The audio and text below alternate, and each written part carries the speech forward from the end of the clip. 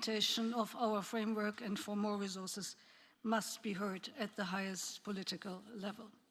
So we at the Secretariat of the CBD will continue to work closely with Team Armenia in preparing COP-17, COP-12 of the Cartagena Protocol on Biosafety, and COP-6 of the Nagoya Protocol on Access and Benefit Sharing, the 3 meetings that collectively make up the UN Biodiversity Conference 2026. And this conference must be a platform, as you said, for taking action on nature. Action by governments, which remain in the driver's seat, but also indigenous peoples and local communities, women and youth, business, financiers, educators, farmers, fisherfolk, subnational governments, municipalities, local authorities, and others. You name it, the list is very long. We are looking at the business sector in particular, also in light of the freshly adopted IPBES assessment on business and biodiversity. Time has come to take resolute action to align with the Kunming-Montreal Global Biodiversity Framework, the KMGBF, because the decline of nature is a threat to the viability of business as well, of all business. And the lack of methodological tools or sound scientific basis that is sometimes quoted is no longer a valid excuse to simply ignore dependencies and impact on biodiversity. And the minister was also with us at IPBES and could witness these deliberations, but also how the business community is increasingly motivated and ready to come to the table. Businesses around the world are showing the way. They're using new analytical tools to introduce required adjustments in their models and value chains to show that it is possible to thrive in harmony with nature. In fact, it's the only way of thriving in a longer-term perspective. So I want to recall also that this will be an implementation COP. So beyond the negotiated outcomes on which we will all focus, we are looking to all actors to come with new initiatives and share best practices, technological advancements, partnerships, initiatives, and so much more. So one important way in which COP-17 will be pivotal is the clarity that will emerge from our first global review of collective progress in the implementation of our framework. And as we have discussed earlier today, you are examining the analysis of national submissions, including 51 NBSUBs and 130 sets of targets that were available when we started this analysis. And I think you've seen in the documents that we have presented that this analysis reveals a somewhat mixed picture. So the fact that parties set national targets that address at least half of the elements within any global target, few parties do that, suggests a discrepancy between the global commitments and what countries have set out to achieve. And that, of course, are early cues for all of us that when we come to Yerevan, this must be the moment of the surge of implementation, of broad acceleration. And I want to echo what the minister just said. For the global review to be successful, we need a comprehensive global report. We have discussed it this morning, so let me please also, this afternoon, right? Sorry. So let me please also reiterate again the call, please do what you can to submit your 7th national report by the deadline you have set, which is at the end of February. We know this is challenging for many. We've heard this also this afternoon. But please let me also reiterate that draft reports or incomplete reports are better than no reports at all. So for all of us, let us walk the talk. Let us walk and run towards Armenia. It's coming very close. It's only 8 months. I sometimes say that, and the minister doesn't like it. It was 10, 9, and now it's 8. So we're getting very close. Let's all of us make this meeting count, and let's all of our meetings count as stepping stones to facilitate success in Yerevan. Thank you again for your commitment, and we're looking forward to working with you. Thank you.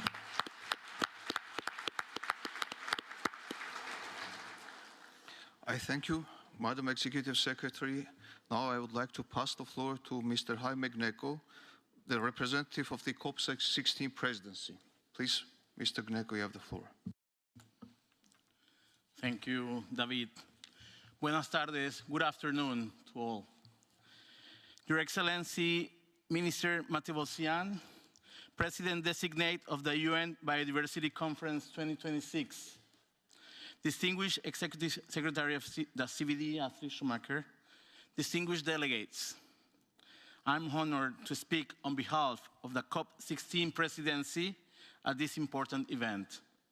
I still remember when Colombia was in the same position where Armenia is today, preparing for what was going to be the biggest international environmental meeting in our country's history.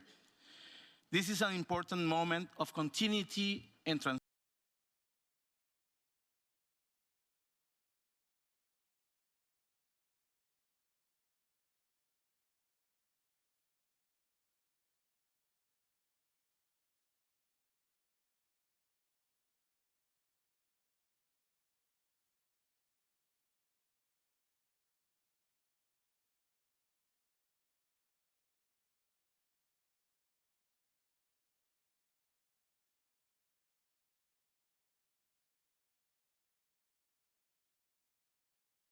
Has also advocated for stronger synergies between the biodiversity and climate agendas and cooperation with other environmental fora. I am confident that these items will be taken into account when you define what a successful COP-17 will look to you later on in this event. In this context of increasing geopolitical complexity and mounting challenges for multilateralism, unceasing collaboration and trust among parties will be essential to preserve momentum and deliver concrete progress in the incoming meetings. I'm also very curious to learn more about the progress in the preparations of COP-17. Please rest assured that the Colombian team stands ready to support you in any way we can to make your presidency a success. And we look forward, of course, to visiting Armenia, whose beauty we will be shortly in the videos. Thank you so much.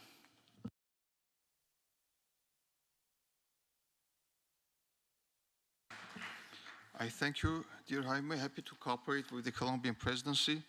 Dear colleagues, before giving the floor to His Excellency Mr. Robert Abisogomonian, Deputy Minister of Foreign Affairs of Armenia, I'd like to inform you that even though on the slides you see Biodiversity Conference 2027, still we are going to organize it in 2026, and hopefully without a resumed session of COP-17 in Rome. With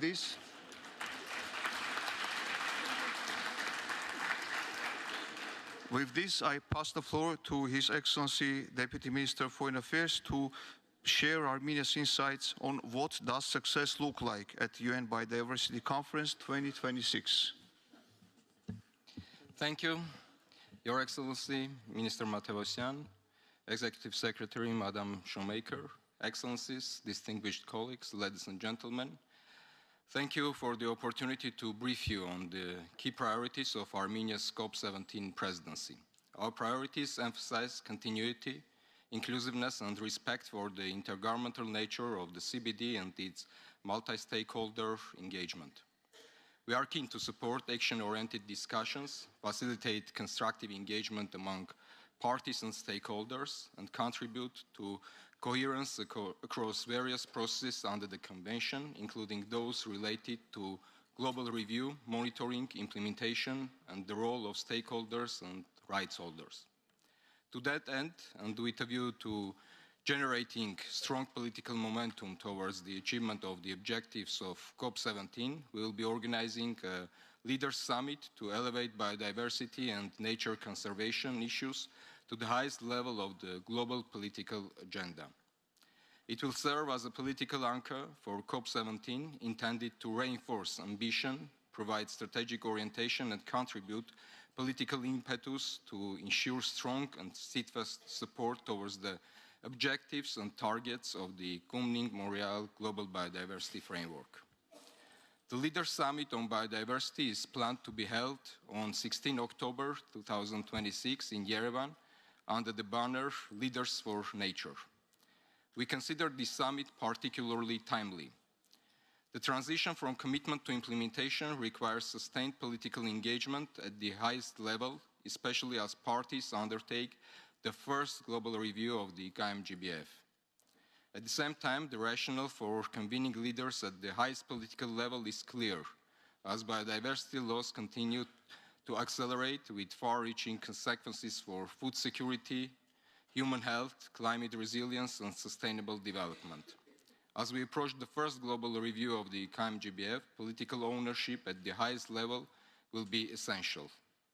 In a global environment marked by geopolitical tensions, competition, crisis, and fragmented priorities, there is a risk that biodiversity may be overshadowed by more immediate political pressures. The Leaders' Summit is therefore conceived not merely as a visibility exercise, but as a mechanism to recalibrate collective focus and reinforce high-level leadership in advancing the implementation of the COP-17. The Leaders' Summit is not intended to replace or duplicate the former high-level segment of COP-17. It is conceived as a standalone, unique political moment at the outset of the conference, designed to provide strategic orientation and reinforce political attention at the highest level. The summit will bring together heads of states and governments, leaders of international organizations, prominent scientists, IPLCs, and prominent public figures engaged in environmental advocacy. This format reflects the Armenian presidency's commitment to an inclusive process by connecting political leadership with science, culture, and the life experience of those who serve as the custodians of nature, thereby reinforcing the shared responsibility to safeguard biodiversity. Such a platform will provide an invaluable opportunity to underscore the importance of integrating biodiversity considerations across policy domains, including development planning, finance, agriculture, energy, infrastructure, and urban systems, and to promote greater policy coherence across sectors. The summit is expected to conclude with the adoption of a forward-looking outcome document to reaffirm commitments to conserve, restore, and sustainably manage biodiversity and reinforce cooperation among governments, the private sector, philanthropy, scientists, IPLCs, and civil society. Importantly, it is intended to provide political guidance to the first global review of the COP-17. A detailed concept note of the Leaders' Summit and the draft outcome document will be circulated among the parties and stakeholders in due course to ensure an inclusive, transparent, and collaborative approach towards this important objective. Colleagues, Armenia approaches its COP-17 presidency with responsibility and a strong commitment to inclusiveness. We believe that COP-17 must not only assess collective progress, but also strengthen political resolve to advance implementation in line with the objectives and targets of the COP-17. We look forward to engage closely with all delegations as preparations continue, and we welcome your views and insights as we move towards COP-17 in Yerevan. I thank you.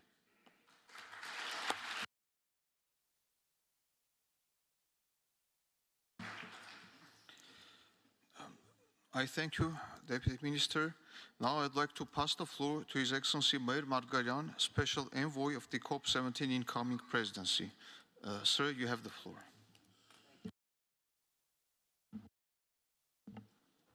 Excellencies, colleagues, dear friends, it is a pleasure to address you as we embark on SBI 6, an important benchmark in the run-up to the UN Biodiversity Conference. The President-designate Minister of Environment and the Deputy Foreign Minister have already outlined Armenia's vision for a successful COP-17, and I'll therefore focus on how we can reach that outcome, including through the global review of collective progress in implementing the Economic Mondial Global Biodiversity Framework, advancing resource mobilization, strengthening the role of indigenous peoples and local communities, and promoting synergies across the Rio Conventions. Armenia attaches particular importance to continuity and effectiveness of the intersessional process. Constructive engagement and good faith negotiations are essential so that we arrive in Yerevan with tangible progress on draft decisions across agenda items.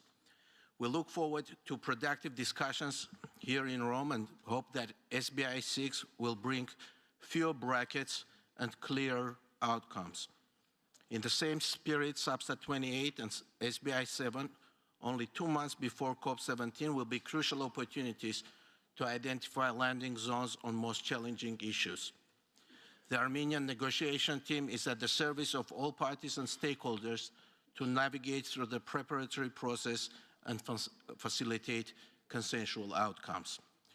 Throughout these processes, Armenia will continue to support the Colombian presidency by contributing to a constructive and solution-oriented atmosphere. Alongside formal sessions, informal exchanges remain valuable for deepening mutual understanding, including on resource mobilization, participation of indigenous peoples and local communities, and related matters. In this regard, we would like to express gratitude to Germany for supporting the resource mobilization workshop held back-to-back with SBI6, and Belgium and Brazil for their effective co-chairmanship. Such initiatives bring clear and added value, and we would welcome similar opportunities around Substat 28 and SBI7, including exchanges on the functioning of Article 8J subsidiary body and areas of convergence. Dear colleagues, turning to COP-17, the high-level ministerial segment is scheduled to be held on 27 and 28 October. Holding it during the second week aims to generate political momentum at a decisive stage of negotiations. We would welcome your views on how ministers' presence can best contribute to advancing outcomes. The coming months leading up to the UN Biodiversity Conference are crucial as we are collectively tasked with ensuring that the momentum of implementation remains strong, that political attention remains focused, and that the global community stays on course to deliver the ambitions we all share for nature. This is a moment that calls for partnership, openness, and genuine collaboration across regions and stakeholder groups. We rely on the constructive engagement of all parties and will spare no effort to facilitate meaningful progress at COP-17 and accelerate implementation under the Convention and Global Biodiversity Framework. In the period ahead, our shared task is to continue preparations in focused and cooperative manner. Armenia stands ready to work with governments, scientists, indigenous peoples, civil society, youth, and the private sector to advance a coherent and effective collective response to the global biodiversity challenge. With sustained engagement and partnership, we believe that we can arrive well prepared and positioned for a successful COP-17 in Yerevan. Thank you.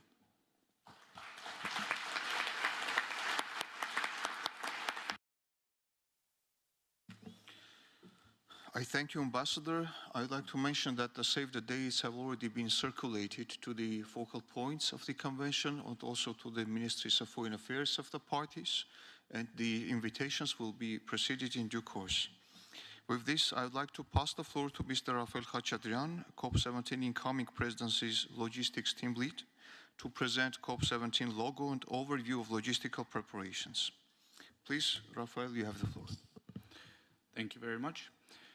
Good afternoon, distinguished delegates, esteemed colleagues. It is a great honor to present the logistical preparations for COP-17 to be accompanied by the unveiling of the UN 2026 Biodiversity Conference logo and motto. Today we begin a shared journey of action grounded in cooperation, solidarity, and responsibility. I am pleased to present COP-17's visual identity, our strategic vision, and the key elements of logistical preparations.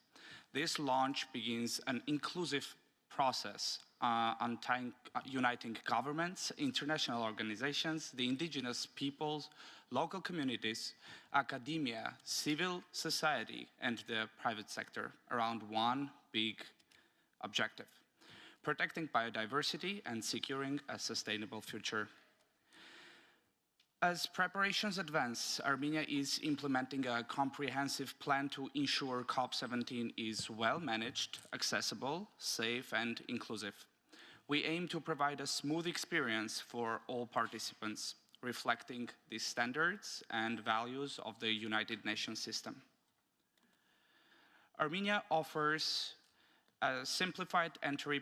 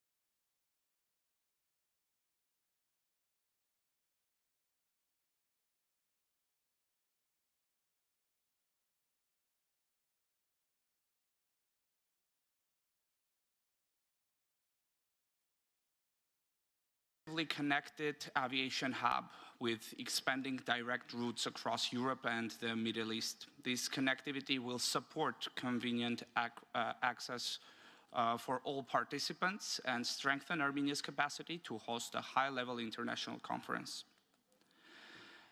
Dedicated transportation arrangements will support delegates through organized shuttle services and efficient links between key venues and accommodation sites.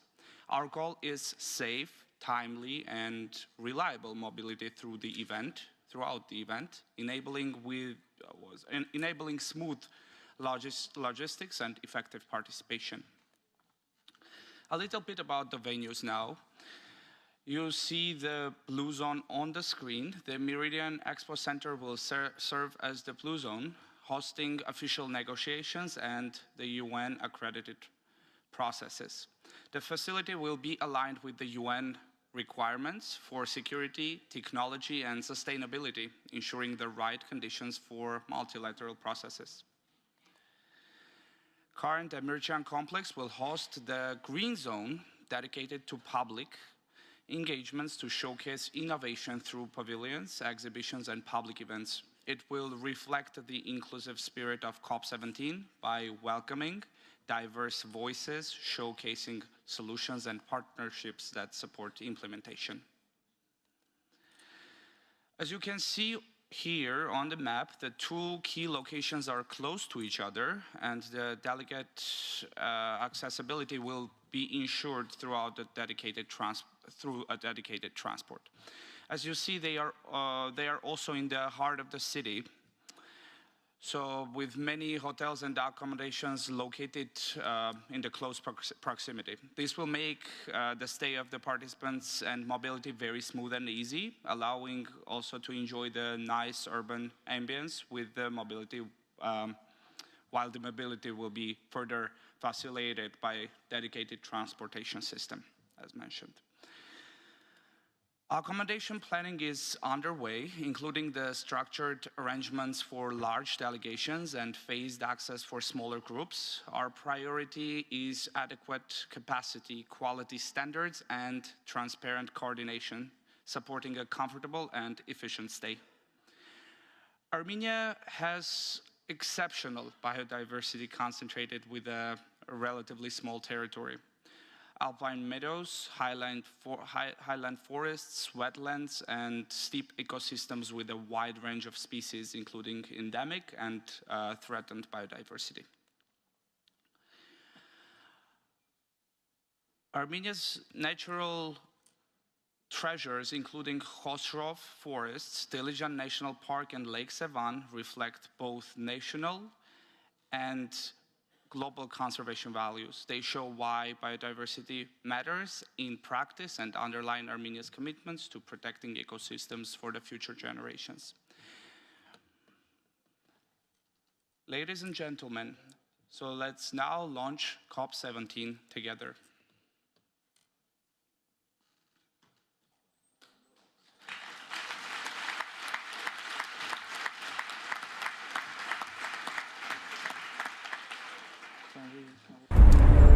Armenia is a mountainous land where the beauty of nature is measured in its peaks. Across these landscapes, we searched for a symbol that could reflect the quiet rhythm of nature, from birth to existence to the miracle of renewal. A symbol both striking and universally understood. Yerevan blue butterfly, an endemic species of the Armenian highlands. Its life cycle, from egg to caterpillar, to cocoon and emergence, is diversity in perfect balance, a true phoenix of nature, whose rebirth is the clearest sign of life's persistence.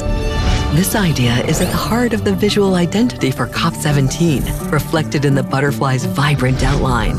23 colors for each goal of the Global Biodiversity Framework, plus one guiding blue, the color of the butterfly itself. Together, these colors embody COP's mission, concrete action, guided by the goal of a thriving, enduring nature. The butterfly's journey is the ideal tale of survival, always ending in beauty. A fleeting moment of nature's wonder, inspiring us to care for the future. COP-17 Yerevan, taking action for nature.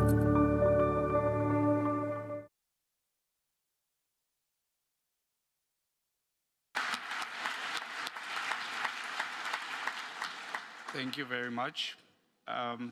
So also I would like to add that for the smooth and facilitated cultural and touristic experience of delegations, specialized tourism packages will be offered to make the best use of your free time while in Armenia.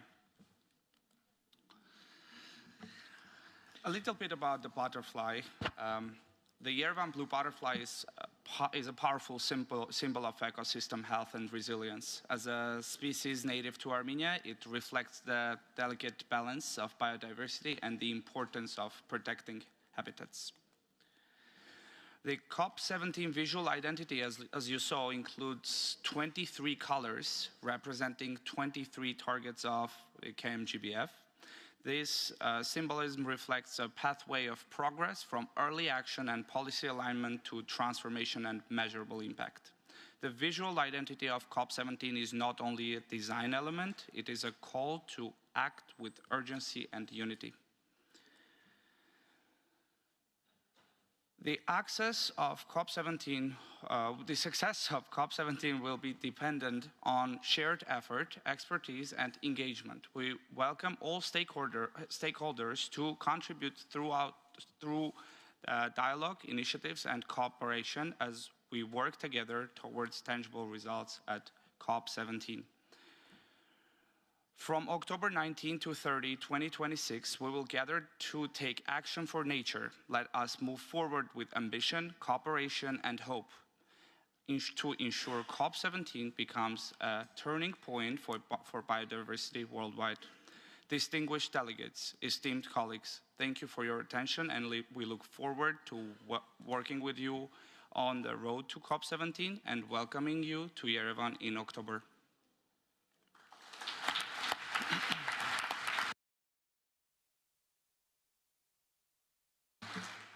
I thank you, dear Rafael. As you know, from the very beginning, Armenia has pledged to make sure that the COP17 is indeed an inclusive endeavor. And in line with this pledge, I would like to now open the floor for representatives from non-governmental stakeholders, academia, IPLCs, women, and young people. With this, I'd like to pass the floor to Mr. Hesikwe Benitez-Diaz, co-chair of Hashtag and former Substat chair. Sir, you have the floor.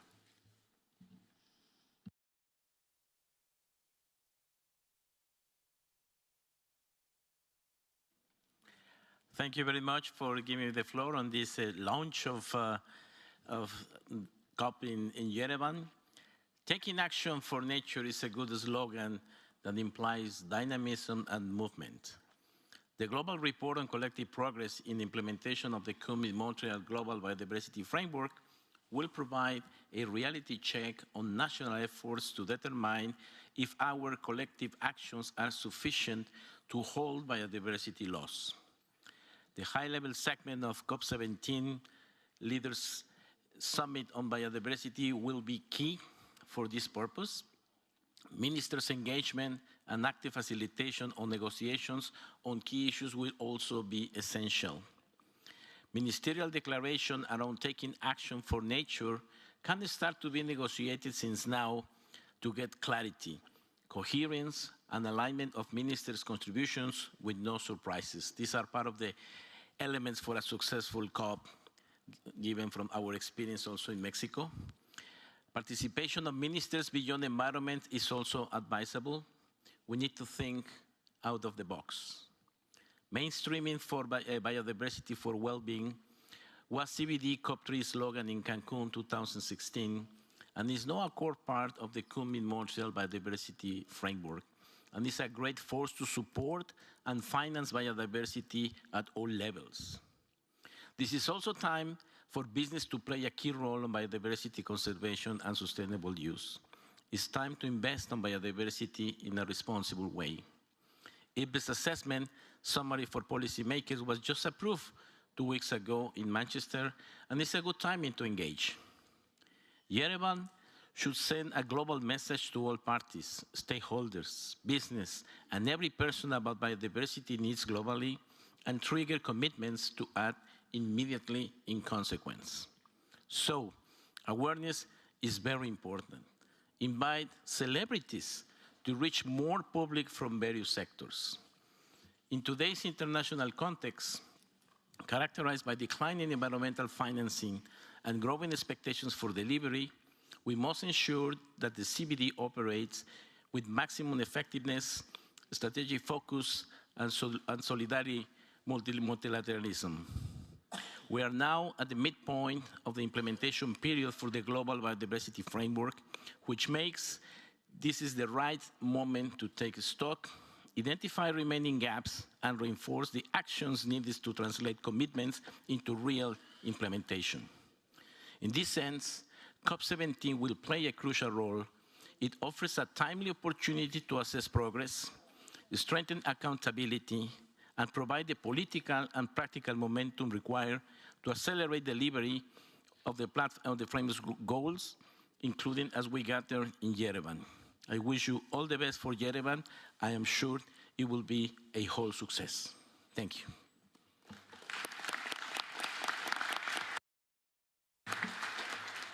I thank you, Mr. Benitez Diaz. Now I would like to pass the floor to Mr. Basil van Houwer, former co-chair of the post-2020 open-ended working group. Mr. van Houwer, you have the floor. Thank you, Mr. President. Colleagues, let's go back to 2018. You wanted a simple, realistic, and ambitious framework. Through hundreds of hours, you did it. In particular, some of you will remember meeting in this very room 6 years ago, almost to the day. We discovered a new challenge that we're starting to call COVID-19. Yet, you overcome those difficulties and created the best GBS ever. Then you took on the bigger challenge, implementation. I suspect that the global report will show some unprecedented level of efforts and results. Is it enough? Are we moving fast enough to reach the 2050 goals? I'm looking forward to the global review process and to COP-17 to provide us with direction. Yet, as you were busy implementing the KMGBF, the world has evolved in a dramatic way. Priorities have shifted. Resources disappeared or were reallocated. Economic development imperative required faster, simpler, nimbler approval process. I even know that some of you are facing the difficult perspective of job loss. Our job is to continue with the same determination, yet find new ways to ensure our priority continue to be recognized and keep our eyes on our goal. This can be done. We can be nimble, we can be fast and true to our objective. I'm looking forward to the Leaders Summit in Yerevan and to COP-17. This will be an opportunity to show the world how valuable investing in biodiversity can be and beneficial it could be to all, and that we need to continue like that. Thank you very much.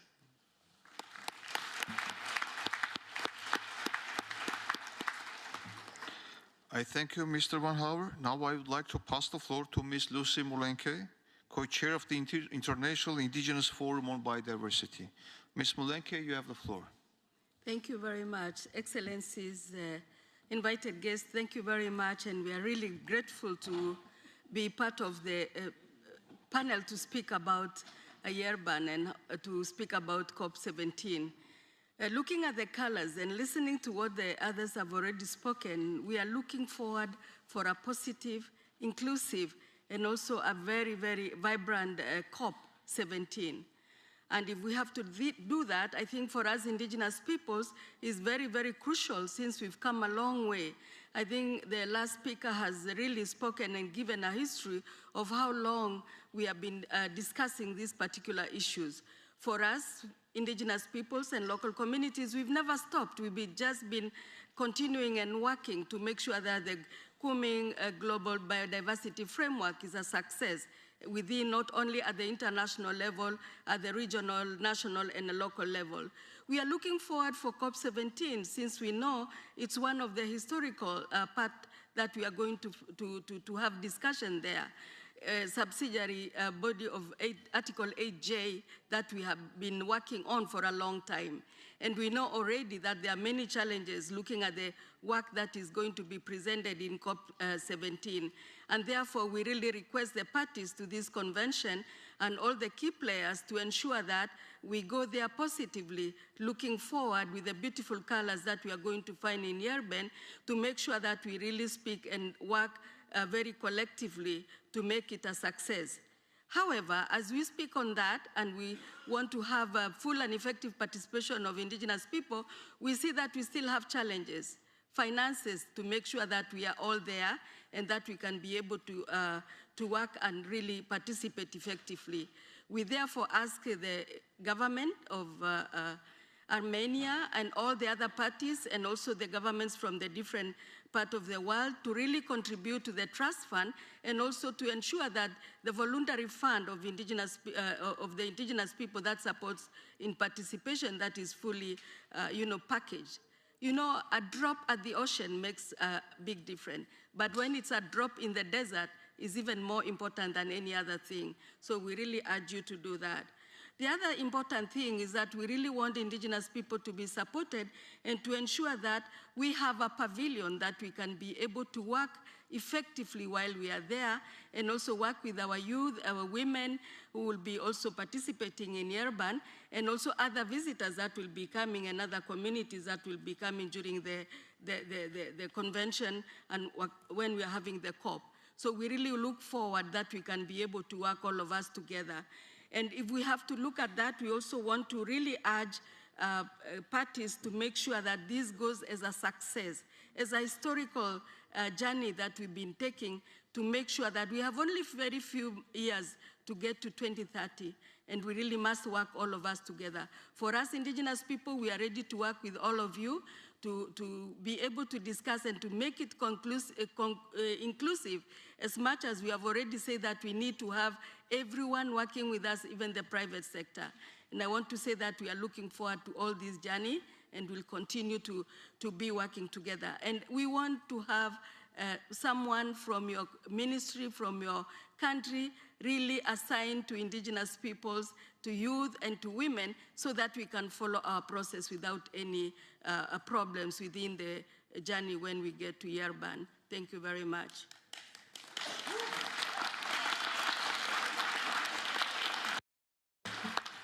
I thank you, Ms. Molenke. Now I would like to pass the floor to Ms. Amelia Reguin Prado, Coordinator of CBD Women's Caucus.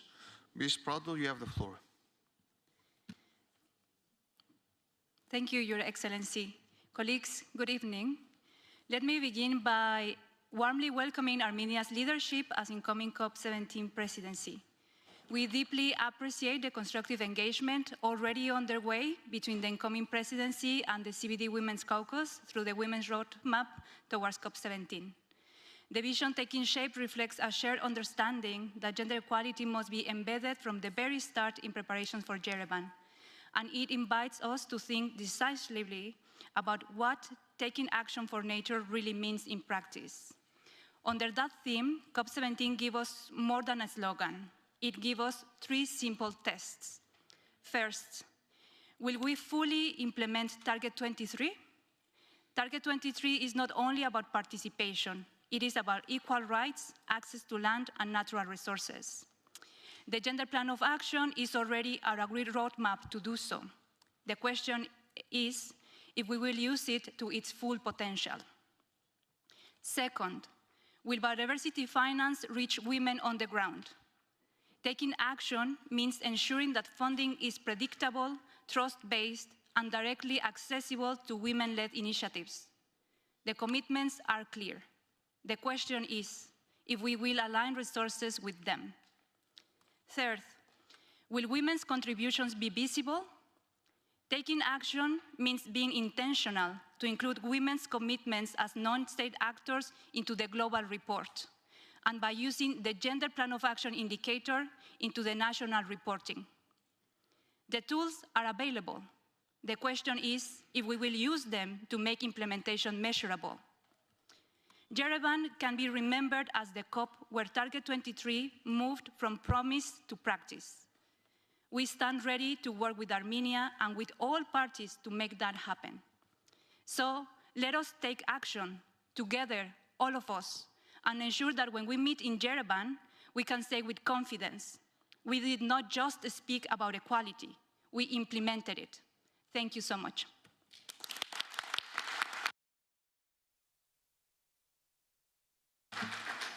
I thank you, Ms. Prado. Now I would like to pass the floor to Ms. Ronja Fischer, Coordinator for Europe of the Global Youth Biodiversity Network. Ms. Fischer, you have the floor. Thank you so much for the opportunity to raise the youth voices here. As we heard, the coming COP will be focusing on the global stocktake and measuring where we stand in our implementation of the GBF. I think all of us here would like to hear that we are on track to reach the targets and also on track to go for the harmony with nature. Still, I'm probably not only reflecting youth when I say that we most likely expect identification of some challenges and delays. But it doesn't mean that the COP won't be successful. So then, let me mention to you 3 things that from our point of view would make the COP successful. First, decide on how we can do more and better. If we take the global stocktake serious, the COP needs to take decisions that address how we all, not only parties, can increase our efforts to accelerate action, taking actual and real action for nature. So all of us here, inside and outside the room, can do more. But we also can do better. Doing more should strongly focus on how we do the things. We don't need progress on paper. We need inclusive and effective actions on the ground that can do the transformative change we agreed on with the GBF. Doing more is therefore no excuse to rush or even avoid the whole of society approach. Doing more can't be an excuse to ignore the rights-based approach. The contrary is true. Doing more means identifying the best how. The decisions of the COP should reflect this, and we are happy to see that Armenia is highlighting the inclusivity so much. Second, youth are implementers. We know that there are many actors doing stuff for biodiversity, but let me focus on youth for a bit. A successful COP for us would be an increased recognition of how youth are implementers already now. Youth around the world are raising awareness by writing comic books, restore coastal ecosystems by replanting trees, collaborating with governments to have a dedicated youth chapter within DMB subs. There are young farmers regenerating soil for a healthy diet, young politicians trying to advance policies for biodiversity. I am sure you all here know at least one youth that is doing something for biodiversity, and often does it on top of other commitments. Therefore, a successful COP would be if parties recognize us more as implementers. If you want to do something for biodiversity, youth stands ready to help, because it is our future that is at stake. Finally, take it home. The success of the COP is not decided in Yerevan. It will be decided by how each and every one of you is implementing the agreements taken within the CBD space. We know about the challenges to reach those agreements in the first place. We know that often you fight for more ambitious agreements that we can reach here. You know, no one stops you to be a leader, to do even more than what you globally agreed. It is up to you. Similarly, we really appreciate any conversation and meetings that we have with you here at the CBD, but please don't stop your interaction once back home. Make it easy for us to support you. We know that there are many other priorities that seem more urgent, that require your attention now. But if you want to have a livable planet for us, for your children, and the ones to come, biodiversity can't wait. Therefore, a successful COP would be if in our closing statement we can say, we see how parties have increasingly recognized youth, took them seriously, and provided them means for them to increase their contribution to biodiversity. And also, we see that you understood the urgency of taking more and better action. Thank you.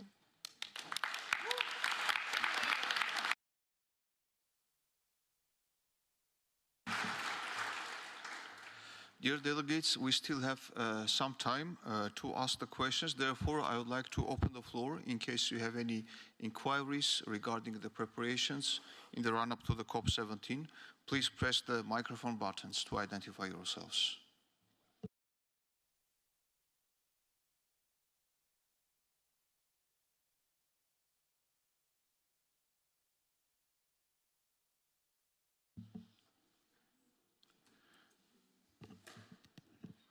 I understand there are no questions from the floor. Then we can continue our discussions in the atrium, where some food and drink is waiting for you to refresh yourselves, and then we can proceed to the continuing of the. We have one question. Please, you have the floor. Hi, this is Rosalind Helfand, not a question, but just a comment about how I'm very much looking forward as a co-lead of the California Global Biodiversity Alliance to engaging in the program of work around subnational governments and cities. We see this as such an important program for COP-17 and the enabling of subnational governments and cities for the implementation of the KMGBF targets to be so important. We don't only work in California, but we happily partner across the US and across the world. And we wanted to say that we're also looking forward to seeing everyone at COP-17. Thank you.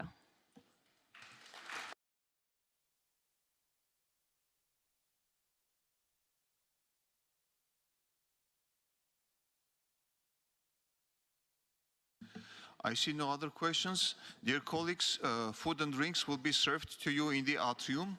Please, you can kindly proceed to the atrium to refresh yourselves. And I thank you very much for your valuable time. Thank you.